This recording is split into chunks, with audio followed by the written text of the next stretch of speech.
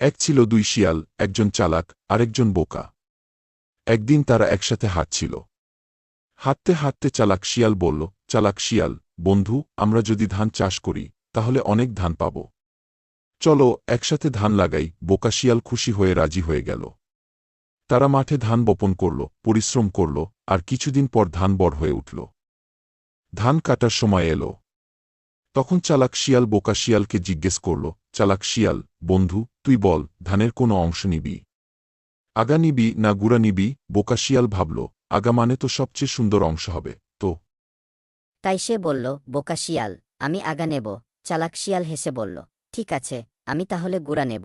কিন্তু ধান কাটার পর দেখা গেল ধানের আগাতে শুধু খড় থাকে, আর গুড়ায় থাকে দানা ভরা ধান। চালাক শিয়াল খুশি হয়ে ধানের সব দানা নিয়ে নিল, আর বোকা শিয়াল খালি খড় নিয়ে আফসোস করতে লাগল। এইভাবে চালাক শিয়াল চালাকি করে সব ধান নিজের করে নিল, আর বোকা শিয়াল ধোঁকা খেল। শিক্ষা: বুদ্ধি না থাকলে পরিশ্রম করেও লাভ হয় না।